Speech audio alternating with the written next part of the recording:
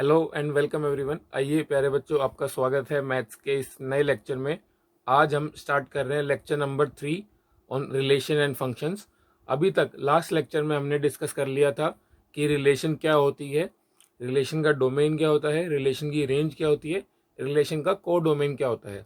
आइए आज हम एक बेसिक क्वेश्चन से इस लेक्चर को स्टार्ट कर रहे हैं। आज हम डिस्कस करेंगे सबसे important topic, type of relations. ये वाला टॉपिक आपको 12th में जाके और ज़्यादा हायर लेवल पे आएगा, लेकिन हम फिर भी 12th के लोड को ध्यान में रखते हुए 11th में ही थोड़ा बहुत 12th का एक्स्ट्रा टॉपिक्स एक दो डिस्कस कर लेंगे, ताकि आपको 12th में बहुत आसानी रहे चीज़ें समझने में। तो आइए चलिए स्टार्ट करते हैं। देखिए आपकी स्क्रीन के ऊपर एक क्वेश्चन लिखा हुआ है। एक सेट है ए 1 2 3 4 5, उसके अंदर 5 एलिमेंट है। एक रिलेशन डिफाइन हुई है एक्स वाई। एक्स जो है वो भी ए सेट से ही आएगा, वाई जो है वो भी ए सेट से ही आएगा। रिलेशन एक पेयर होती है, उस पेयर का पहला एलिमेंट भी ए सेट से ही आ रहा है, उस पेयर का दूसरा एलिमेंट भी ए सेट से ही आ रहा है। एंड एक्स और वाई के बीच में एक इंपॉर्टेंट आइडेंटिटी बनाई हुई है, X plus Y is equal to 5। आपको आर बताना है, आर को आपको बेसिकली रोस्टर फॉर्म में लिखना है। तो देखिए आर हम लिखते हैं। सबसे पहले हमने एज्यूम कर लिया कि एक्स की वैल्यू 1 है। एक बार एक्स की वैल्यू 1 ले लो आप। एक्स की वैल्यू 1 लेंगे तो वाई की वैल्यू कितनी आएगी, 5 माइनस 1 4। तो ये एक पेयर बन गया 1 4।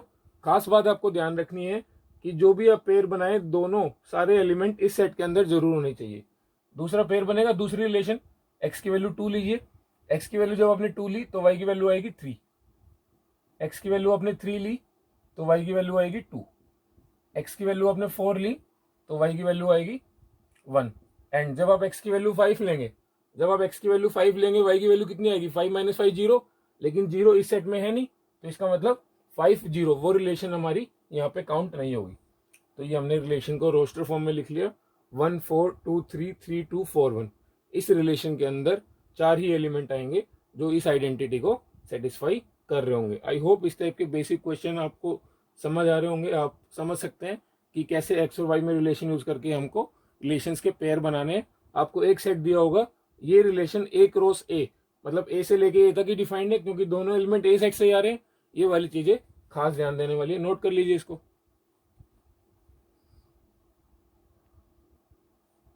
आइए हम आज का टॉपिक स्टार्ट कर लेते हैं। Main topic, types of relations. कितने टाइप की रिलेशंस होती हैं, सारी टाइप्स की डेफिनेशन लिखेंगे एंड उनके एक एक एग्जांपल से समझ लेंगे कि हाँ ये रिलेशन का ये मतलब होता है। सबसे पहली रिलेशन आपकी आइडेंटिटी रिलेशन। सबसे पहली रिलेशन आपकी आइडेंटिटी रिलेशन। आइडेंटिटी रिलेशन कैसे डिफाइन होती है, R is equal to A B. दो पेयर हैं बेसिकली। इस पेयर में खास बात क्या होगी, जो बी होगा वो भी ए ही होगा। इसका मतलब आप इस रिलेशन को प्रॉपरली इस तरीके से डिफाइन कर सकते हैं, a comma a such that a belong to set A. और सेट ए कौन सा है जिसके ऊपर आप रिलेशन बनाने जा रहे हैं, R is a subset of A cross A. ये तो हमेशा होता है, R is a subset of A cross A. जो रिलेशन हमने डिफाइन करी वो इस तरीके से आ गई, ए कोमा ए, वो एलिमेंट खुद से ही रिलेटेड हो। मैं आपको एग्जांपल दे देता हूँ। जैसे हमने एक ए सेट लिखा 1 2 3, तो इसके ऊपर आइडेंटिटी रिलेशन क्या आएगी, आइडेंटिटी रिलेशन आएगी 1 1 2 2 3 3। इस तरीके से हर एलिमेंट खुद से ही रिलेटेड हो, हर एलिमेंट खुद से रिलेटेड हो। लेकिन आइडेंटिटी रिलेशन की खास बात क्या है, खाली यही पेयर इसके अंदर होने चाहिए। यहाँ पे आप चाहे ब्रैकेट में बड़ा बड़ा ओनली लिख लो, ओनली। इसका मतलब अगर सपोज यहाँ पे कोई एक और पेयर आ गया 1 2, जो एक खुद से रिलेटेड नहीं है, ए इज नॉट रिलेटेड टू ए, 1 2 से रिलेटेड नहीं है, तो ये वाली चीज यहाँ पे आइडेंटिटी रिलेशन नहीं रहेगी। आइडेंटिटी रिलेशन होने के लिए हर एलिमेंट बस खुद से ही रिलेटेड होना चाहिए, बस। और कोई अगर पेयर बन गया जो खुद से रिलेटेड नहीं है, तो वो आइडेंटिटी रिलेशन नहीं रहेगी। चलिए डिस्कस कर लेते हैं next type of relation. Note कर लीजिए इसको।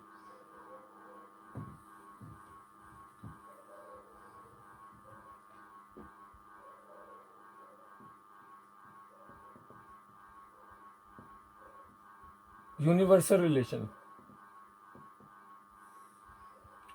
यूनिवर्सल रिलेशन, यूनिवर्सल आपको नाम से ही पता चल रहा है, ये वाली चीज आपने सेट थ्योरी में भी करी थी। ऐसी रिलेशन जिसके अंदर ए क्रॉस बी के सारे पेयर आ जाएं। फॉर एग्जांपल कोई सेट है ए और कोई सेट है बी, आप एक रिलेशन डिफाइन कर रहे हो जो ए से बी तक है, तो उस रिलेशन के अंदर एक रोज बी के सारे एलिमेंट आने चाहिए, एक रोज बी के सारे एलिमेंट आने चाहिए। यूजुअली क्या होता है, आर जो है एक रोज बी का सबसेट होता है, लेकिन जब आर एक रोज बी के इक्वल आ जाए, इसका मतलब एक रोज बी के सारे एलिमेंट आर के अंदर आ जाए, तो वो रिलेशन क्या हो जाएगी, यूनिवर्सल रिलेशन हो जाएगी, बाप रिलेशन हो जाएगी, उससे बाहर कोई एलिमेंट बन ही नहीं सकता है। फॉर एग्जाम्पल, आपने ये ले लिया 1,3, तो एक रोज बी आप क्या लिखेंगे, 1,1, 1,3, 2,1 एंड 2,3, ये आ गया एक रोज बी।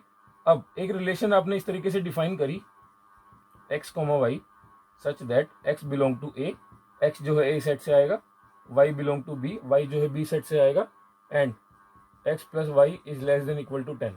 मान लो आपने ये रिलेशन डिफाइन कर दी।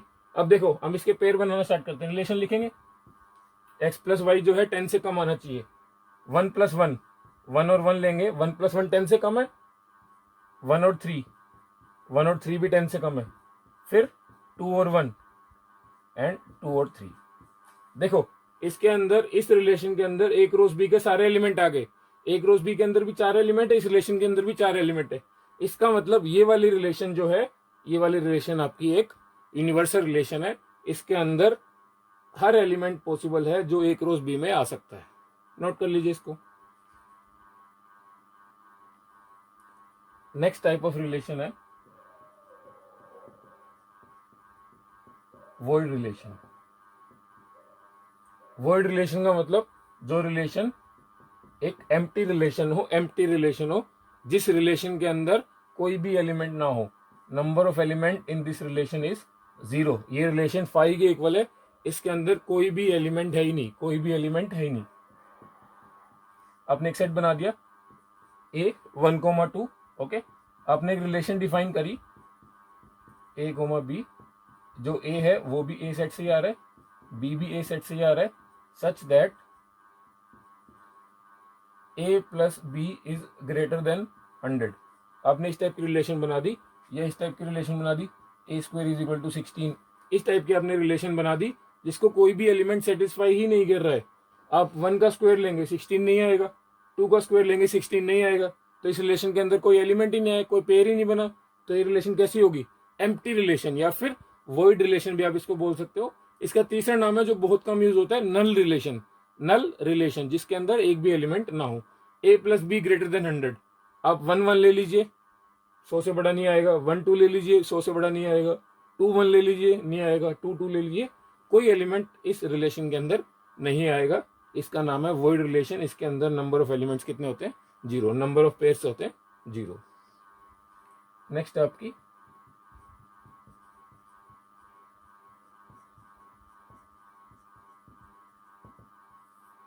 Inverse relation. नेक्स्ट टॉपिक है आपका इनवर्स रिलेशन। इनवर्स रिलेशन के अंदर क्या होता है, सबसे पहले इसको हम कैसे डिनोट करते हैं वो बता देता हूँ। इनवर्स रिलेशन को हम डिनोट करते हैं आर इनवर्स से। अगर किसी रिलेशन को हम आर से डिनोट करेंगे तो उस रिलेशन के इनवर्स को हम डिनोट करेंगे आर इनवर्स से। अब आर और आर इनवर्स में क्या कॉमनैलिटी होती है एंड इन दोनों के बीच में क्या डिफरेंस है वो सीख लेते हैं। सपोज आपने कोई रिलेशन बना ली आर जिसके अंदर इस टाइप से पेयर है 1 4 2 5 3 20 -1 0। कोई एक रिलेशन है जिसके अंदर इस टाइप से पेयर है, आपको इस रिलेशन का इनवर्स निकलना है, आपको इस रिलेशन का इनवर्स निकलना है। देखो इसके इनवर्स में क्या हो जाएगा, जो ये वाली चीज है जो आपका डोमेन पार्ट है 1 2 3 -1, ये आपका उसकी रेंज में कन्वर्ट हो जाएगा। देखो मैं आपको ओवल डायग्राम से बताता हूँ जो हमने एरो डायग्राम सीखा था। एक रिलेशन है, ये सेट ए से बी तक डिफाइंड है, इसके अंदर यहाँ पे 1 2 3 और -1, हमने ये वाले एलिमेंट लिख लिए आगे वाले, एंड ये है 4 5 20 और 0। 1 4 से रिलेटेड है, 2 5 से, 3 20 से, -1 जो 0 से। ये आर रिलेशन इस तरीके से हम रिप्रेजेंट कर सकते हैं। अब हमको निकालना क्या है, आर इनवर्स। आर इनवर्स का मतलब क्या होगा, अब चीजें रिवर्स हो जाएंगी। अब ये वाला रिलेशन आपका बी हो जाएगा एंड इस बार एरो चेंज हो जाएगा, रिलेशन बी से ए तक हो जाएगी। रिलेशन बी से ए तक होगी, इसका मतलब 4 1 से रिलेट होगा, 5 2 से, 23 से, 0 -1 से। तो आप बेसिकली क्या करेंगे, इनके ऑर्डर चेंज कर दीजिए, इनके ऑर्डर चेंज कर दीजिए। 4 आगे आ जाएगा, 1 पीछे, ये हो जाएगा 5 2 20 3 0 -1। ये हो गई आपकी are inverse. Basically are inverse में क्या हो रहा है, जो आर का डोमेन था, जो आर का डोमेन था 1 2 3 -1, वो आर इनवर्स की क्या बन गया, वो आर इनवर्स की रेंज बन गया 1 2 3 -1। जो आर का डोमेन था वो आर इनवर्स की रेंज बन गया। जो आर की रेंज है 4 5 20 0, ये आर इनवर्स का डोमेन बन गया 4 5 20 0। आई होप आपको ये वाली इनवर्स रिलेशन की टाइप समझ आई होगी। बेसिकली आपको क्या करना है, पेयर को इंटरचेंज कर देना, पेयर को स्विच कर देना है, 1 4 हो जाएगा 4 1। जो आर का डोमेन है वो आर इनवर्स का रेंज बन जाएगा, जो आर का रेंज है वो आर इनवर्स का डोमेन बन जाएगा। ये वाली चीज आप खास ध्यान रखना। इसके बाद हमारे पास फंक्शन में भी ये वाली चीज दोबारा लौट के आएगी। जब मैं फंक्शन का इनवर्स पढ़ाऊंगा आपको ये वाली चीज रिकॉल करनी पड़ेगी कि डोमेन रेंज में चेंज हो जाता है, रेंज डोमेन में। नोट कर लीजिए इसको। नेक्स्ट टाइप ऑफ रिलेशन है फिफ्थ टाइप, रिफ्लेक्सिव रिलेशंस।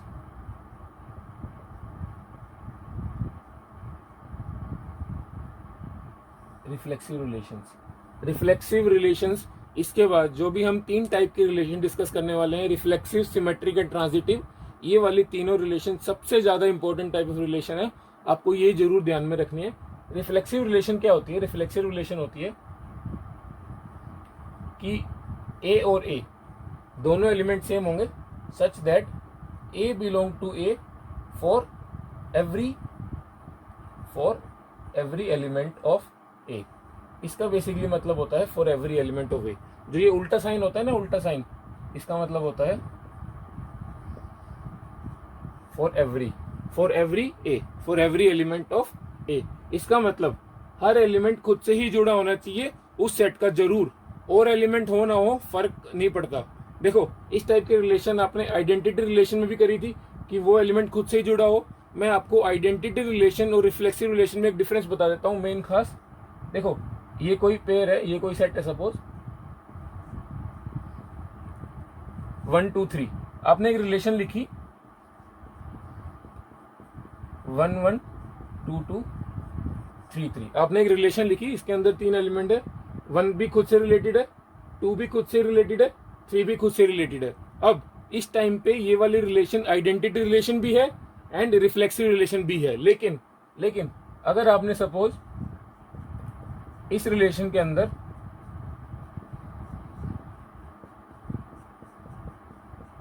और पेयर ऐड कर दिए, आपने इस रिलेशन के अंदर 2 पेयर और ऐड कर दीजिए, 1 1 तो है ही, 2 2 है, 3 3 है, लेकिन 2 3 भी आ गया, 1 2 भी आ गया। अब ये वाली रिलेशन आइडेंटिटी रिलेशन नहीं रही, ये वाली रिलेशन आइडेंटिटी रिलेशन नहीं रही, क्योंकि इसके अंदर आइडेंटिटी एलिमेंट के अलावा और एलिमेंट भी आ गए।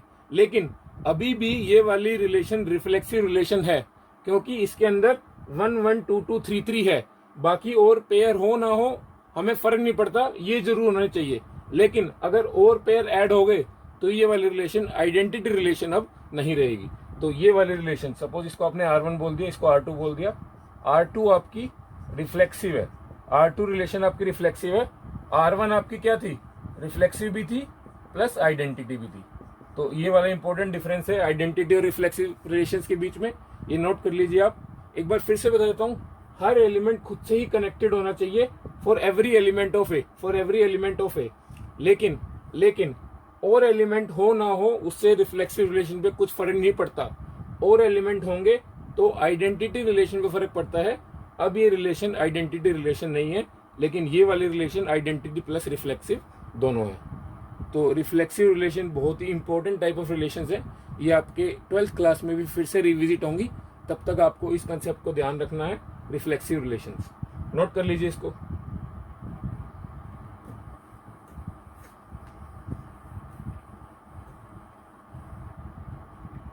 नेक्स्ट है आपकी सिमेट्रिक रिलेशंस। सिमेट्रिक रिलेशन क्या बोलती है, सिमेट्रिक रिलेशन बोलती है अगर किसी रिलेशन के अंदर ए जो है बी से रिलेटेड है, ए बी से रिलेटेड, इसका मतलब क्या है, ए बी एक पेयर बनेगा, a is related to b. This implies, अगर ऐसा है, if A is related to b then b should be related to a. अगर ए बी का पेयर बन रहा है तो बी ए का पेयर भी बनना चाहिए, ये बोलता है सिमेट्रिक रिलेशन। अगर कोई रिलेशन सिमेट्रिक है तो उसके अंदर अगर ए बी पेयर है तो बी ए पेयर भी जरूर होना चाहिए। अगर ए बी पेयर है और बी ए नहीं है, इसका मतलब वो रिलेशन सिमेट्रिक नहीं है। सिमेट्रिक का मतलब अगर आगे से वो रिलेशन इस तरीके से ए बी है तो बी ए पेयर भी बनना चाहिए। बेसिकली हर एलिमेंट, जैसे मान लो किसी रिलेशन के अंदर 1 2 एलिमेंट है तो वो रिलेशन सिमेट्रिक कब होगी, जब उसके अंदर 2 1 एलिमेंट भी होगा, जब उसके अंदर 2 1 एलिमेंट भी होगा। तो बेसिकली ये वाली रिलेशन क्या है, एक सिमेट्रिक रिलेशन है। मैं आपको एक नॉन सिमेट्रिक रिलेशन का एग्जांपल देता हूँ, 1 2 2 1 2 3। सपोज ये एक रिलेशन है, इसके अंदर 1 2 है तो 2 1 होना चाहिए, 2 1 तो है, लेकिन 2 3 है, 3 2 नहीं है, तो इसका मतलब ये रिलेशन सिमेट्रिक नहीं है। सिमेट्रिक रिलेशन में अगर ए बी है तो बी ए जरूर होना चाहिए हर पेयर के लिए। अगर ये वाली चीज एक भी पेयर के लिए वॉयलेट हो रही है, एक भी पेयर के लिए वैलिड नहीं है, तो वो रिलेशन सिमेट्रिक नहीं होगी। इस चीज को नोट कर लीजिए आप। सिमेट्रिक रिलेशन की सबसे खास बात, अगर एक भी पेयर सिमेट्रिक नहीं है, मतलब 2 3 है 3 2 नहीं है, तो वो वाली पूरी रिलेशन सिमेट्रिक नहीं होगी। नेक्स्ट टाइप है 7th टाइप, ट्रांजिटिव रिलेशंस। ये है ट्रांजिटिव रिलेशंस। ट्रांजिटिव रिलेशंस क्या बोलती है, अगर if A is related to B, कोई पेयर है ए बी, ए जो है बी से रिलेटेड है, and b is related to c, किसी रिलेशन आर के अंदर बी सी से रिलेटेड है, then a should be related to c. जो बेसिकली ए है वो सी से रिलेटेड होना चाहिए। अगर किसी रिलेशन के अंदर ए और बी का पेयर बन रहा है, मतलब A related to B and B और सी का पेयर बन रहा है, तो इसका मतलब ए और सी का पेयर जरूर बनना चाहिए, तभी हम उस रिलेशन को ट्रांजिटिव रिलेशंस बोल पाएंगे। फॉर एग्जाम्पल अगर कोई रिलेशन इस टाइप की है 1 2 2 3, ए बी से रिलेटेड है, बी सी से रिलेटेड है, तो ए सी से रिलेटेड होना चाहिए।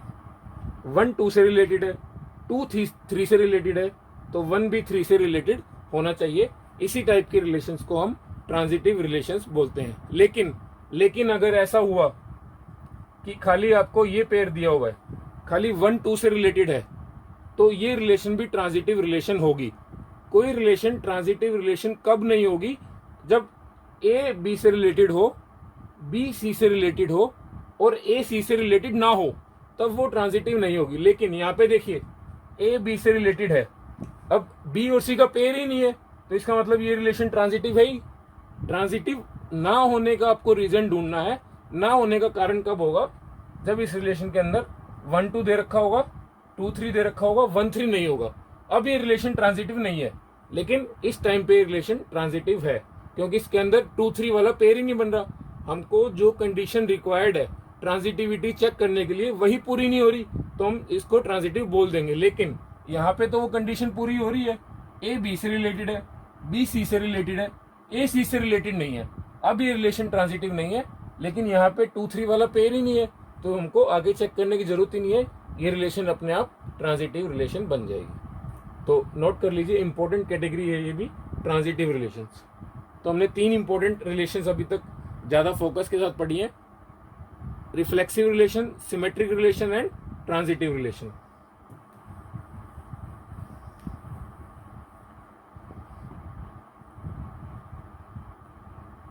एक टाइप है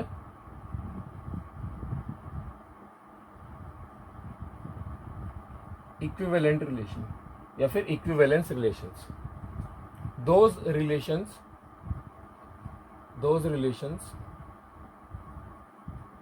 which are reflexive, symmetric and transitive। ऐसी रिलेशन जो रिफ्लेक्सिव भी हो, सिमेट्रिक भी हो, ट्रांजिटिव भी हो, ऐसी रिलेशंस को हमने एक स्पेशल नाम दिया है इक्विवेलेंस रिलेशंस। इक्विवेलेंस रिलेशन सबसे ज्यादा इंपॉर्टेंट टाइप ऑफ रिलेशन यही है, लेकिन इसको पढ़ने के लिए आपको ये तीनों भी पता होनी चाहिए, इसलिए हमने पहले इन तीनों को डिस्कस किया। बार बार अगर किसी भी एग्जाम में क्वेश्चन आएगा तो मोस्ट प्रोबेबली वो इक्विवेलेंस रिलेशन से ही जुड़ के आएगा। आपको एक रिलेशन दे देंगे, आपको बताना होगा कि ये वाली रिलेशन इक्विवेलेंस है या नहीं, तो उस तरीके से आपको चेक करना होगा कि वो रिलेशन रिफ्लेक्सिव, सिमेट्रिक, ट्रांजिटिव तीनों होनी चाहिए। हम एक सिंपल सा एग्जांपल कर लेते हैं इसका, उसके बाद हम इसके अच्छे अच्छे क्वेश्चंस करेंगे।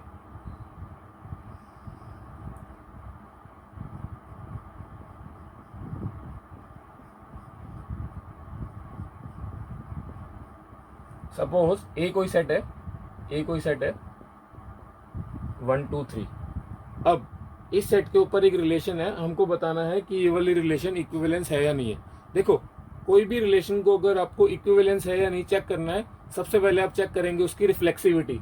सबसे पहले आप चेक करेंगे कि वो रिलेशन रिफ्लेक्सिव है या नहीं है। देखो 1 है तो 1 1 होना चाहिए, क्योंकि रिफ्लेक्सिव रिलेशन का फंडा है कि वो एलिमेंट खुद से ही जुड़ा होना चाहिए। 2 है 2 2 होना चाहिए। 3 है 3 3 होना चाहिए। ये रिलेशन रिफ्लेक्सिव तो हो गई, रिफ्लेक्सिव वाला पार्ट डन। आपको 3 टिक करने हैं, reflexive, symmetric and transitive. Reflexive वाला पार्ट हो गया, रिफ्लेक्सिव है। सिमेट्रिक देखेंगे, 1 1 है 1 1 है, इसका रिवर्स तो है ही इनके साथ, तो 1 2 है 2 1 है। बस इसके आगे हमको चेक नहीं करना, ये सिमेट्रिक रिलेशन हो गई। सिमेट्रिक रिलेशन का मतलब अगर ए बी से रिलेटेड है तो बी ए से रिलेटेड होनी चाहिए। 1 2 से रिलेटेड है तो 2 1 से रिलेटेड मिल गया, अब हो गई सिमेट्रिक। ट्रांजिटिव के लिए देखो, ये वाले रिलेशंस पे तो ट्रांजिटिविटी चेक होगी नहीं। 1 1 से रिलेटेड है, 1 1 से रिलेटेड है। यहाँ पे देखो 1 2 से रिलेटेड है, 2 1 से रिलेटेड है, ए बी से रिलेटेड है, बी सी से रिलेटेड है, तो ए सी से रिलेटेड होना चाहिए। 1 1 पेयर होना चाहिए, 1 1 पेयर यहाँ पे है, इसका मतलब ये वाली रिलेशन ट्रांजिटिव भी हो गई। तो इसका मतलब ये एक ऐसे रिलेशन है जो रिफ्लेक्सिव भी है, सिमेट्रिक भी है, ट्रांजिटिव भी है। इसका मतलब ये रिलेशन एक इक्विवेलेंस रिलेशन है। आइए इक्विवेलेंस रिलेशंस के ऊपर 2-3 अच्छे क्वेश्चंस और करते हैं, उससे आपको एकदम क्रिस्टल क्लियर आइडिया हो जाएगा कि इक्विवेलेंस रिलेशंस क्या होते हैं। देखिए आपके सामने एक अच्छा क्वेश्चन लिखा हुआ है। एक सेट दे रखा है ए, जिसके अंदर 6 एलिमेंट हैं, 1 2 3 4 5 6। एक रिलेशन डिफाइन करी हमने ए से लेके ए तक, एक रो से का सबसेट है आर। वो रिलेशन कहती है ए बी एक पेयर बनेगा जिसके अंदर जो पहला एलिमेंट है वो भी सेट ए से आएगा, दूसरा एलिमेंट भी सेट ए से आएगा, एंड जो बी है वो a+1 होना चाहिए। तो हम क्या करेंगे, हम इस रिलेशन को एक बार रोस्टर फॉर्म में लिख लेते हैं, पेयर बना के लिख लेते हैं, क्योंकि छोटा सा सेट दिख रहा है हम वो कर सकते हैं। उसके बाद हमको इजीली पता चल जाएगा कि आर इक्विवेलेंस है या नहीं है। इक्विवेलेंसी चेक करने के लिए अगेन हमको 3 चीजें चेक करनी पड़ेंगी, रिफ्लेक्सिव, सिमेट्रिक एंड ट्रांजिटिव। अगर कोई रिलेशन इस टाइप की आती है कि वो रिफ्लेक्सिव भी होगी, सिमेट्रिक होगी, लेकिन ट्रांजिटिव नहीं हुई, तब भी वो रिलेशन इक्विवेलेंस नहीं होगी। इक्विवेलेंस होने के लिए उस रिलेशन को तीनों रिफ्लेक्सिव भी होना पड़ेगा, सिमेट्रिक भी एंड ट्रांजिटिव भी। अगर तीनों में से एक भी चीज फेल हो रही है तो वो रिलेशन इक्विवेलेंस रिलेशन नहीं होगी। चलिए आइए रिलेशन को रोस्टर फॉर्म में लिख लेते हैं, रिलेशन के पेयर बना लेते हैं। सबसे पहले हमने ली ए की वैल्यू 1। ए की वैल्यू जैसे ही 1 लेंगे तो बी की वैल्यू कितनी आ जाएगी, ए की वैल्यू 1 लेंगे तो बी की वैल्यू आ जाएगी 2। फिर हमने ले ली ए की वैल्यू 2, ए की वैल्यू 2 ले ली तो बी की वैल्यू आ जाएगी 3। ए की वैल्यू 3 लेंगे, बी की वैल्यू आएगी 4, क्योंकि a+1 हो रहा है। ए की वैल्यू 4, बी की वैल्यू 5। ए की वैल्यू 5 लेंगे तो बी की वैल्यू 6 आएगी। जब हम ए की वैल्यू 6 लेंगे, ए की वैल्यू 6 लेंगे तो बी की वैल्यू 7 आएगी। पेयर बनेगा 6 7, लेकिन 7 तो ए के अंदर है नहीं, तो इसका मतलब इसके आगे पेयर और नहीं बनेंगे। ये आई हमारे पास रिलेशन। अब हमको चेक करना है कि ये रिलेशन इक्विवेलेंस है या नहीं। इक्विवेलेंस चेक करने के लिए आप स्टेप बाय स्टेप जाएंगे, वैसे कुछ फर्क नहीं पड़ेगा, पहले ट्रांजिटिविटी चेक कर लीजिए, लेकिन नॉर्मल प्रोटोकॉल यही है कि आप सबसे पहले रिफ्लेक्सिविटी चेक करो। देखो रिफ्लेक्सिव होने के लिए 1 1 से रिलेटेड होना चाहिए था, 1 1 है ही नहीं, यहाँ पे 1 1 नहीं है पेयर, इसका मतलब ये रिलेशन रिफ्लेक्सिव नहीं है। देखो अगर कोई रिलेशन रिफ्लेक्सिव नहीं है तो आपको आगे चेक करने की जरूरत ही नहीं है, वो रिलेशन इक्विवेलेंस कभी नहीं हो सकती। लेकिन फिर भी अब पहली बार कर रहे हैं तो आगे चेक कर लेते हैं। सिमेट्रिसिटी के लिए देखो, अगर 1 2 से रिलेटेड है तो 2 भी 1 से रिलेटेड होना चाहिए था, लेकिन 1 2 है 2 1 नहीं है, तो इसका मतलब ये रिलेशन सिमेट्रिक भी नहीं है। ट्रांजिटिव 1 2 से रिलेटेड है, ठीक है, 2 3 से रिलेटेड है, ठीक है, अच्छी बात है, लेकिन क्या 1 3 से रिलेटेड है? इसके अंदर 1 3 नाम का कोई पेयर नहीं दिख रहा, इसका मतलब ये रिलेशन ट्रांजिटिव भी नहीं है। अगर कोई रिलेशन रिफ्लेक्सिव, सिमेट्रिक, ट्रांजिटिव में से एक भी नहीं है तो उसका इक्विवेलेंस होने का सवाल ही पैदा नहीं होता। ये रिलेशन इक्विवेलेंस कतई नहीं है। नोट कर लीजिए इसको। देखिए आपके सामने एक क्वेश्चन लिखा हुआ है, L1 and L2 are two sets of straight lines in a two dimensional plane. इसका मतलब दो ही प्लेन 2D प्लेन में ही है, वो एक्स एक्सिस और वाई एक्सिस के अंदर दो लाइंस का सेट है। उन दो लाइंस के बीच के सेट में एक रिलेशन डिफाइन करी L1 L2 such that L1 is parallel to L2। ये वाला साइन होता है L1 is parallel to L2। इसका मतलब ये दोनों लाइन के अंदर जो भी एलिमेंट आएगा वो रिलेशन जब बनेगी जब उस सेट में दो लाइंस ऐसी हो वो कभी इंटरसेक्ट ना कर रही हो। जैसे इस टाइप की लाइन हो, दो लाइन पैरेलल लाइन हो, वो कभी इंटरसेक्ट ना कर रही हो। तो आपको बताना है कि जो रिलेशन है R वो इक्विवेलेंस है या नहीं है। एक बार वीडियो को पॉज करें, खुद सोचने की कोशिश करें इस क्वेश्चन को, कैसे ये रिलेशन आप इक्विवेलेंस है या नहीं है चेक करोगे। देखो इक्विवेलेंस चेक करने का सबसे पहला तरीका होता है हमको इक्वेशन जो रिलेशन है वो रिफ्लेक्सिव है या नहीं चेक करनी है। रिफ्लेक्सिव हुई उसके बाद हम देखेंगे सिमेट्रिक है या नहीं है। सिमेट्रिक हुई फिर हम देखेंगे ट्रांजिटिव है या नहीं है। अगर मान लो कोई रिलेशन रिफ्लेक्सिव ही नहीं निकली तो हम आगे चेक करने की जरूरत ही नहीं है, क्योंकि अगर कोई रिलेशन रिफ्लेक्सिव नहीं है तो वो इक्विवेलेंस नहीं हो सकते। रिफ्लेक्सिविटी चेक करने के लिए क्या है, L1 का पेयर खुद से ही बनना चाहिए। जैसे L1 L2 पेयर है ना, यहाँ पे रिफ्लेक्सिव होने के लिए L1 का पेयर L1 से ही बनना चाहिए, तभी वो रिलेशन रिफ्लेक्सिव होगी। वो एलिमेंट खुद से ही रिलेटेड होना चाहिए, तभी वो रिलेशन रिफ्लेक्सिव होती है। देखो कोई लाइन दूसरी लाइन के पैरेलल हो ना हो, कोई लाइन खुद के तो पैरेलल होती है हमेशा। L1 is always parallel to L1। जिस भी लाइन की हम बात करेंगे वो खुद के तो पैरेलल मिलेगी हमेशा, तो इसका मतलब ये रिलेशन रिफ्लेक्सिव है। कोई भी लाइन अपने आप के पैरेलल हमेशा होती है। सिमेट्रिक देखो अगर हमने मान लिया कि L1 जो है L2 से रिलेटेड है, L1 is related to L2, इसका मतलब क्या है, L1 L2 पैरेलल हो गए। अब दो लाइन ले लीजिए L1 और ये लाइन ले लिया आपने L2, ये दोनों लाइन पैरेलल है। अब इस रिलेशन को सिमेट्रिक होने के लिए क्या होना पड़ेगा, L2 लाइन L1 के पैरेलल होनी पड़ेगी। अगर ये पेयर है तो ये पेयर भी होना चाहिए ना। अगर L1 L2 से रिलेटेड है तो L2 L1 से रिलेटेड होनी चाहिए। अब L1 L2 के पैरेलल है तो ऑब्वियस ही बात है कि ये लाइन भी इसके पैरेलल है ही, लाइन 2 भी लाइन 1 के पैरेलल है, दोनों आपस में पैरेलल है। इसका मतलब ये रिलेशन सिमेट्रिक है। सिमेट्रिक कैसे हुई, एक लाइन जब दूसरी लाइन के पैरेलल है तो ऑब्वियस ही बात है वो दूसरी लाइन भी पहली लाइन के पैरेलल होगी ही होगी।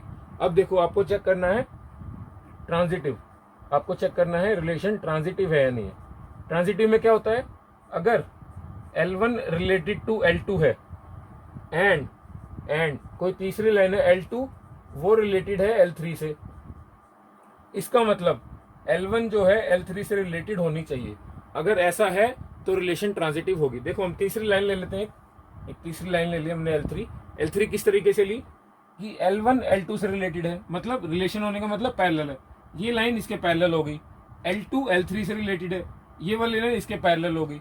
अब आपको प्रूव करना है कि क्या L1 L3 के पैरेलल होगी। हाँ जरूर होगी। देखो ये सेट ऑफ पैरेलल्स बन गए, अगर ये लाइन इसके पैरेलल है, ये इसके पैरेलल है, तो ये वाली लाइन इसके पैरेलल जरूर आएगी, इसमें कोई डाउट ही नहीं है। इसका मतलब ये रिलेशन ट्रांजिटिव भी जरूर है। अगर कोई रिलेशन रिफ्लेक्सिव भी हो, है रिफ्लेक्सिव रिलेशन, लाइन खुद के पैरेलल जरूर होती है। सिमेट्रिक है, ये इसके पैरेलल, इसका मतलब ये इसके पैरेलल, सिमेट्रिक हो गई। ट्रांजिटिव भी है, ये इसके पैरेलल, ये इसके पैरेलल, ये इसके पैरेलल, ये तो वही बात होगी, ए बी के बराबर बी सी के बराबर, तो ए सी के बराबर आएगा ही आएगा। तो इसका मतलब ये रिलेशन रिफ्लेक्सिव, सिमेट्रिक, ट्रांजिटिव तीनों है। इसका मतलब ये रिलेशन इक्विवेलेंस रिलेशन है। इस क्वेश्चन को नोट कर लीजिए, इंपॉर्टेंट क्वेश्चन है। ये किसी अच्छे कॉम्पिटिटिव एग्जाम में पूछा जा चुका है, बोर्ड में भी ये कई बार आ चुका है। नोट कर लीजिए आप इस क्वेश्चन को। देखिए आपके सामने नेक्स्ट क्वेश्चन है। ये क्वेश्चन लास्ट क्वेश्चन की तरह बिल्कुल सिमिलर है, लेकिन हमने थोड़ा सा यहाँ पे चेंज किया है। इस बार रिलेशन पैरेलल की जगह परपेंडिकुलर की है। रिलेशन पैरेलल की जगह परपेंडिकुलर की है। ये वाला साइन परपेंडिकुलर का होता है। अगर दो लाइन के बीच में 90 डिग्री का एंगल बन रहा हो तो हम बोल देते हैं कि ये वाली लाइन दूसरी लाइन के परपेंडिकुलर है। ये होती है बेसिक प्रॉपर्टी इसकी परपेंडिकुलर होने की। दोनों लाइन के बीच में जब एंगल 90 डिग्री हो तो वो परपेंडिकुलर होती है। तो आपको चेक करना है कि ये वाली रिलेशन इक्विवेलेंस रिलेशन है या नहीं। एक बार वीडियो पॉज करें, इस क्वेश्चन को खुद सोचने का ट्राई करें कि क्या अगर कोई दो लाइन ले लें जो एक दूसरे के परपेंडिकुलर हो, वो सेट पे अगर हम रिलेशन बनाए तो वो रिलेशन इक्विवेलेंस होगी या नहीं होगी। आइए चेक करते हैं। सबसे पहला काम हमारा रिफ्लेक्सिविटी चेक करने का।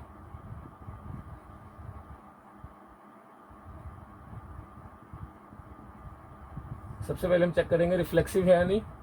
रिफ्लेक्सिव होने के लिए क्या है, L1 जो है L1 से ही रिलेटेड होना चाहिए। इसका मतलब जो पहली लाइन है वो दूसरी लाइन के परपेंडिकुलर होनी चाहिए। लेकिन रिफ्लेक्सिव रिलेशन में क्या है, दूसरी लाइन भी वही होती है, ए सेट का एलिमेंट ए सेट के उसी एलिमेंट से पेयर होता है जब भी वो रिफ्लेक्सिव रिलेशन होती है। L1 is perpendicular to L1।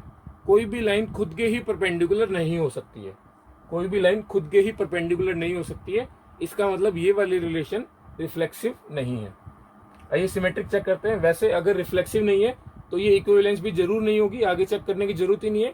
लेकिन हम अभी स्टार्ट कर रहे हैं, सीख रहे हैं, तो आगे चेक कर लेते हैं। सिमेट्रिक, ये रिलेशन सिमेट्रिक है या नहीं। देखो मैं आपको इसको आराम से ग्राफ से बताता हूँ, डायग्राम से बताता हूँ।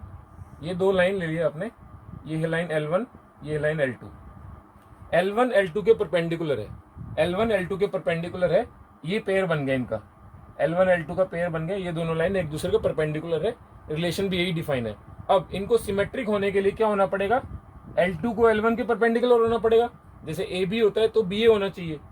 अगर L1 L2 के बीच में 90 डिग्री का एंगल है तो L2 और L1 के बीच में भी 90 डिग्री का एंगल ही होगा। इसका मतलब अगर ये इसके परपेंडिकुलर है तो ऑब्वियस सी बात है ये भी इसके परपेंडिकुलर मिलेगी। इसका मतलब ये रिलेशन सिमेट्रिक तो है। अब ट्रांजिटिव होने के लिए, ट्रांजिटिव होने के लिए क्या होगा, L1 जो है L2 के परपेंडिकुलर पहला पेयर, L2 L3 के परपेंडिकुलर को तीसरी लाइन ले ली हमने। दिस इंप्लाइज, इसकी वजह से L1 जो है L3 के परपेंडिकुलर होना चाहिए। L1 हमने यहाँ पे ली हुई है, L2 यहाँ पे। अब कोई और ऐसी लाइन ले जो L2 के परपेंडिकुलर हो। L2 के परपेंडिकुलर लाइन ये वाली मिलेगी, L3 हमने ले ली। L2 के परपेंडिकुलर लाइन देखो, L1 L2 के परपेंडिकुलर है, ये वाली चीज सच है। L2 L3 के परपेंडिकुलर है, ये वाली चीज भी सच है। लेकिन क्या L1 L3 के परपेंडिकुलर है? नहीं, L1 तो L3 के पैरेलल आ गया क्योंकि ये दोनों एंगल सेम हो गए। ये आपको प्रॉपर्टी पता होगी पैरेलल लाइंस की। तो इसका मतलब ये रिलेशन ट्रांजिटिव रिलेशन भी नहीं है। अगर कोई रिलेशन रिफ्लेक्सिव भी नहीं है, ट्रांजिटिव भी नहीं है, तो वो रिलेशन इक्विवेलेंस रिलेशन नहीं हो सकती। तो आपका आंसर है नो। नोट कर लीजिए इसको। देखिए बच्चों, आपकी स्क्रीन के ऊपर एक क्वेश्चन लिखा हुआ है, a relation is defined such that R is equal to A b. Pair बन रहा है, जो ए एलिमेंट है, जो पहला एलिमेंट रिलेशन का, वो नेचुरल नंबर सेट से आ रहा है। ये मैंने आपको सेट थ्योरी में बताया था। Capital N stands for set of all natural numbers 1 2 3 4 and so on. B जो है वो भी नेचुरल नंबर के सेट से आ रहा है। इसका मतलब ये दोनों पेयर में जो एलिमेंट है वो नेचुरल नंबर सेट से आ रहे हैं। ए और बी के बीच 1a plus 2b is equal to 11। A और बी के बीच में रिलेशन दे रखी है, a plus 2b is equal to 11। आपको इस रिलेशन का डोमेन, रेंज, को डोमेन बताना है। किसी भी रिलेशन का डोमेन, रेंज, को डोमेन बताने के लिए हमको सबसे पहले उस रिलेशन को रोस्टर फॉर्म में लिखना पड़ेगा। रोस्टर फॉर्म के हिसाब से हम जो पेयर के पहले एलिमेंट है उनको सेलेक्ट करेंगे, वो आ जाएगा डोमेन। जो दूसरा एलिमेंट है बी, वो आ जाएगा रेंज। एंड जो रिलेशन आपका डिफाइन होगा जहां से जहां तक, ये नेचुरल नंबर से नेचुरल नंबर तक डिफाइंड है, तो इसका मतलब इसका को डोमेन आ जाएगा नेचुरल नंबर। आइए चेक कर लेते हैं। देखो रिलेशन इजी लैंग्वेज में डिफाइन कहां से कहां तक है, एन से एन तक है रिलेशन। एन से एन तक का मतलब जो पहला एलिमेंट है वो भी एन से आ रहा है, दूसरा एलिमेंट भी एन से आ रहा है। तो इसका मतलब ऑब्वियसली इसका को डोमेन कितना हो गया, इसका को डोमेन हो गया ऑल नेचुरल नंबर सेट। को डोमेन यही वाला सेट होता है। अब आइए इस रिलेशन को हम रोस्टर फॉर्म में लिख लेते हैं एक बार, जिससे हमको इसका डोमेन और रेंज भी पता चल जाए। सबसे पहले नेचुरल नंबर की वैल्यू ली 1। सबसे फर्स्ट नेचुरल नंबर होता है 1। ए की वैल्यू हमने 1 ली, तो बी की वैल्यू कितनी आएगी, 11 माइनस 1 10, 10/2 5। जब हमने ए की वैल्यू 2 ली, ए की वैल्यू अगर हमने 2 ली तो ये हो जाएगा 2b is equal to 9। B की वैल्यू आएगी 9/2 4.5। लेकिन 4.5 एक नेचुरल नंबर नहीं होता, इसका मतलब 2 के साथ कोई एलिमेंट पेयर नहीं होगा। अब आते हैं हम 3 पे। 3 पे अगर आप चेक करेंगे तो ये वैल्यू आएगी आपके पास, बी की वैल्यू 4। सिमिलरली 5 पे वैल्यू आएगी 3 एंड 7 पे वैल्यू आएगी आपकी 2, 9 पे वैल्यू आएगी 1। जब आप ए की वैल्यू 11 लेंगे, 11 पे इसकी वैल्यू आ जाएगी 0। लेकिन 0 भी एक नेचुरल नंबर नहीं होता, इसका मतलब और आगे पेयर नहीं बनेंगे। आप ये वाला पेयर भी हटा सकते हैं। खाली हमारे रिलेशन में इतने ही पेयर आएंगे, 1 5 3 4 5 3 7 2 9 एंड 1। अब आपको इसका डोमेन बताने में बहुत आसानी है। डोमेन को हम रिप्रेजेंट करते हैं कैपिटल डी, उसके नीचे आर सबस्क्रिप्ट में लिख देते हैं, डोमेन ऑफ रिलेशन आर। ये हो जाएगा आपका, सबसे पहले वाले एलिमेंट चूज कर लो, 1 3 5 7 9, ये होगा आपका domain 1 3 5 7 9। Range of relation R, ये हो जाएगा आपका आगे वाले एलिमेंट जो पेयर्ड है, 5 4 3 2 एंड 1, 5 4 3 2 एंड 1। और कोडोमेन हो जाएगा आपका, कोडोमेन तो क्या है, पूरे नेचुरल नंबर का सेट, 1 2 3 से लेके इन्फिनिटी तक जितने भी नेचुरल नंबर दुनिया में होते हैं। तो एक बार आप देख लीजिए, इस क्वेश्चन से आपको जरूर आइडिया लगा होगा। डोमेन, रेंज, कोडोमेन, इस टाइप का क्वेश्चन हमने लास्ट लेक्चर में भी किया था। ये जस्ट आपको रिकैप कराने के लिए कि हाँ डोमेन, रेंज और कोडोमेन इस तरीके से काम करते हैं। रेंज और कोडोमेन में फर्क होता है, ये वाली चीज आपको पता होनी चाहिए। कोडोमेन के अंदर ये वाला पूरा सेट आ जाएगा क्योंकि हमारे रिलेशन एन से एन तक डिफाइंड है। रेंज और डोमेन के अंदर लिमिटेड एलिमेंट आएंगे, कोडोमेन के अंदर आपके इनफाइनाइट एलिमेंट आ जाएंगे। ये फाइनाइट सेट है दोनों, ये आपका इनफाइनाइट सेट है। नोट कर लीजिए इसको। देखो आपकी स्क्रीन के ऊपर एक क्वेश्चन लिखा हुआ है, हालांकि ये क्वेश्चन ही एक प्रॉपर्टी की फॉर्म में है, ये एक प्रूफ है, ये एक रिजल्ट है। Number of elements in a set A is equal to P. कोई सेट है ए, उसके अंदर पी एलिमेंट्स है, कोई सेट है बी, उसके अंदर क्यू एलिमेंट्स है। Find the number of possible relations from A to B. A से बी तक आपने कितने रिलेशन आप मैक्सिमम बना सकते हो वो आपको बताना है। जो रिलेशन है वो ए से बी है, या फिर हम इसको इस तरीके से लिख सकते हैं, जो रिलेशन है वो ए क्रॉस बी का सबसेट है। देखो रिलेशन बेसिकली क्या होती है, रिलेशन बेसिकली ए क्रॉस बी का ही सबसेट होती है, ए क्रॉस बी का ही सबसेट होती है। अब देखो ये वाली चीज मैं आपको खास बता देता हूँ। अगर मान लो किसी सेट के अंदर n एलिमेंट है, अगर मान लो किसी सेट के अंदर n एलिमेंट है, तो उसके कितने सबसेट होते हैं, 2n। ये वाली चीज हमने करी थी पहले सेट थ्योरी में। अगर किसी सेट के अंदर n एलिमेंट है तो उसके पॉसिबल सबसेट हो जाएंगे 2n। अब देखो रिलेशन भी क्या है, एक टाइप से ए क्रॉस बी का सबसेट ही है। ये वाला साइन सबसेट का होता है, रिलेशन जो है ए क्रॉस बी का सबसेट है। अगर ए सेट के अंदर p एलिमेंट है, बी सेट के अंदर q एलिमेंट है, तो ए क्रॉस बी के अंदर कितने एलिमेंट्स होंगे, p इंटू क्यू। ये वाली चीज एकदम सिंपल है समझने के लिए। ऑर्डर्ड पे हमने डिस्कस किया था कि अगर किसी सेट ए के अंदर सपोज 2 एलिमेंट है, किसी सेट बी के अंदर 3 एलिमेंट है, तो ए क्रॉस बी में कितने एलिमेंट आएंगे, 2 इंटू 3 6। सिमिलरली यहाँ पे ए के अंदर p एलिमेंट्स है, बी के अंदर q एलिमेंट्स है, तो ए क्रॉस बी में कितने एलिमेंट आएंगे, p q। अगर किसी सेट के अंदर n एलिमेंट हो तो उसके पॉसिबल सबसेट होते हैं 2n। अगर किसी सेट के अंदर n एलिमेंट हो तो उसके सबसेट होंगे 2n। अगर किसी सेट के अंदर pq एलिमेंट हो तो उसके सबसेट कितने हो जाएंगे, 2pq। ऑब्वियस सी बात है, जितने एलिमेंट होते हैं उसको 2 की पावर कर दो, वो उसके सबसेट हो जाएंगे। एंड रिलेशन क्या होता है, ए क्रॉस बी का सबसेट ही होता है, तो नंबर ऑफ पॉसिबल रिलेशंस कितने आ गए, number of possible relations is equal to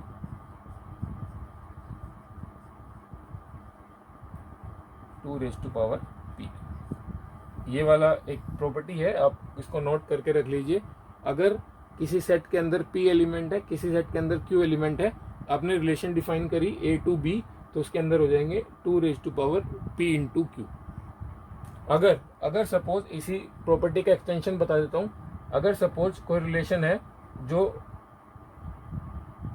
a से a तक ही डिफाइंड है, a से a तक ही डिफाइंड है, उसी सेट के एलिमेंट रिलेट हो रहे हैं, उसी सेट के एलिमेंट पेयर बना रहे हैं, तो पॉसिबल रिलेशन कितनी हो जाएंगी, 2p इंटू p। क्यू की जगह p ही आ जाएगा और ये आ जाएगा 2p का स्क्वायर। ये वाली चीज आप ध्यान रखना, इसी का एक्सटेंशन है ये। अगर कोई रिलेशन a से a तक ही डिफाइंड हो तो उसके अंदर नंबर ऑफ पॉसिबल रिलेशन आएंगे 2p स्क्वायर। अगर a से b तक डिफाइंड हो तो उसके अंदर नंबर ऑफ पॉसिबल रिलेशंस आएंगी 2pq। ये वाली चीज आप नोट कर लीजिए। देखो आपके सामने एक इंटरेस्टिंग क्वेश्चन लिखा हुआ है, एक रिलेशन है जिसके अंदर आपको रोस्टर फॉर्म दे रखी है, पेयर बना के दे रखे हैं 0 2 -1,5 2, -4 एंड सो ऑन। 3 ही पेयर दे रखे हैं, इस तरीके से पेयर रिलेटेड होते जाएंगे। आपको ये रिलेशन को लीनियरली डिफाइन करना है एंड रूल फॉर्म में लिखना है। रूल फॉर्म मतलब इस टाइप की रिलेशन आपने जरूर देखी होगी, x + 2y = 11 and x + y = 7। इस टाइप के क्वेश्चन हमने करे हैं, तो आपको इस रिलेशन को इस टाइप की फॉर्म में कन्वर्ट करना है। लीनियर रिलेशन का मतलब है कि वो जो पॉलिनोमियल बनेगा वो लीनियर होना चाहिए। इसका मतलब उस पॉलिनोमियल की हाईएस्ट पावर 1 होनी चाहिए। देखो सपोज हमने रिलेशन डिफाइन करी इस तरीके से, रिलेशन डिफाइन करी हमने ए बी, ए जो है किसी फर्स्ट सेट से आएगा, बी किसी दूसरे सेट से आएगा, एंड यहाँ पे ए और बी के बीच में कोई रिलेशन होगी। तो वो रिलेशन हम एक बार के लिए मान लेते हैं इस तरीके की कुछ है कि ए बी के अंदर इस टाइप से रिलेशन है कि यहाँ पे कोई ना कोई वेरिएबल है और ये आपका x, ये आपका y। यहाँ पे ए बी की जगह आप xy ले लीजिए, ए बी की जगह सपोज मैंने xy ले लिया, तो y is equal to A times x plus C. A और सी की वैल्यू हमको निकालनी है, तो x और y के बीच में ये रिलेशन आ जाएगी। यहाँ पे भी आप a और b की जगह x और y ले लीजिए, x belong to a, y belong to b। देखो अब इसके अंदर 0 2 एलिमेंट है, 0 2 एलिमेंट का मतलब y की वैल्यू 2 आएगी, x की वैल्यू 0 आएगी, y की वैल्यू 2 आएगी, x की वैल्यू 0 आएगी, क्योंकि रिलेशन किस तरीके से है, x y इस तरीके से है, तो 2 की वैल्यू y, 0 की वैल्यू x। तो यहाँ से a इंटू 0 0, c की वैल्यू आ गई आपके पास 2। इस इक्वेशन में सब्स्टिट्यूट कर दीजिए, ये आ गया y is equal to ax plus 2। हमारे पास एक वेरिएबल की वैल्यू तो आ गई। दूसरा पेयर यूज करके हम a की वैल्यू और निकाल लेते हैं, x और y के बीच में रिलेशन आ जाएगी, वही निकालना था हमको। -1 और 5, y की वैल्यू 5, x की वैल्यू -1 प्लस 2, ये आ गया 5 is equal to minus a plus 2, a is equal to -3, a की वैल्यू आ गई -3, यहाँ पे रख दो, y is equal to -3x plus 2। ये आ गई आपकी x और y के बीच में रिलेशन जो आपको डिफाइन करनी है। तो अगर आप इस 3x को भी इधर ले जाएंगे तो ये हो जाएगा 3x plus Y is equal to 2, 3x plus Y is equal to 2। अब आप थर्ड पेयर इस रिलेशन से वेरीफाई करा लें, आपके आगे वाले सारे पेयर मैच करेंगे। एक बार रख के देख लेते हैं। 3 टाइम्स x की वैल्यू कितनी है 2, प्लस y टाइम्स y की वैल्यू कितनी है 4, 3 into 2 6 minus 4 is equal to 2। इसका मतलब हमारी ये वाली रिलेशन सही है। तो आपने एक रिलेशन डिफाइन करी एक्स वाई, एक्स जो है ए सेट से आएगा, वाई बी सेट से आएगा, ए और बी कोई भी सेट है, फर्क नहीं पड़ता, आपको एक्स और वाई के बीच में रिलेशन निकालनी है। ये आपको पेयर दे रखे हैं। खास बात क्या है, यहाँ पे लीनियर रिलेशन दे रखे हैं। लीनियर का मतलब होता है कि जो भी आप वेरिएबल लेंगे उसकी पावर 1 ही होनी चाहिए, उसकी पावर 1 ही होनी चाहिए। यहाँ पे एक कांस्टेंट एज्यूम कर ले, यहाँ पे एक कांस्टेंट एज्यूम कर ले। आप y को इस तरीके का नहीं ले सकते। अगर मान लो आपका y इस तरीके का हो जाता तो ये लीनियर नहीं होता, ये क्या हो जाता, क्वाड्रेटिक फॉर्म का हो जाता। अगर x की पावर 3 हो जाती तो वो क्यूबिक हो जाता। लीनियर का मतलब x की पावर यहाँ पे 1 ही होनी चाहिए, इसीलिए हमने उसको ax प्लस सी एज्यूम करा और a और c की वैल्यू हमने इन दोनों पेयर्स को यूज करके निकाल ली। अब ये वाला पेयर भी यूज कर सकते हैं, कोई दिक्कत नहीं है। 2 ही वेरिएबल है, हमको 2 ही पेयर की जरूरत पड़ेगी। हमने इस पेयर को इक्वेशन सेटिस्फाई करा के देख लिया, हाँ हमारा आंसर ठीक आ रहा है। तो आई होप आपको रिलेशंस का फंडामेंटल समझ आया होगा। हमने रिलेशन से रिलेटेड जो 11th क्लास में टॉपिक है आज सारे कवर कर लिए हैं। नेक्स्ट लेक्चर में हम फंक्शन स्टार्ट करेंगे, जो होपफुली पूरे 11th और 12th के हिसाब से सबसे ज़्यादा इंपॉर्टेंट टॉपिक है। वहाँ से ऐसा हो ही नहीं सकता कि कोई क्वेश्चन ना आए। जिस तरीके से आपकी ट्रिग्नोमेट्री है जो आपको जगह जगह पे काम आएगी, बार बार काम आएगी, उसी तरीके से आपका फंक्शंस है। एक भी यूनिट, एक भी टॉपिक आगे ऐसा नहीं मिलेगा जिसके अंदर फंक्शंस का इन्वॉल्वमेंट ना हो। तो नेक्स्ट लेक्चर से हमारा बहुत ही इंपॉर्टेंट मैथ का टॉपिक स्टार्ट होने वाला है, function. Thank you for watching this video. अगर आपको ये वीडियो अच्छी लगी तो इस वीडियो को लाइक करें, इसके ऊपर कुछ कमेंट करें, हमें सजेशन दें, एंड इस वीडियो को शेयर करें। हमारा चैनल भी आप सब्सक्राइब करें ताकि आपको और अच्छी अच्छी वीडियोस आपके इनबॉक्स में नोटिफिकेशन में मिलती रहे। Thank you.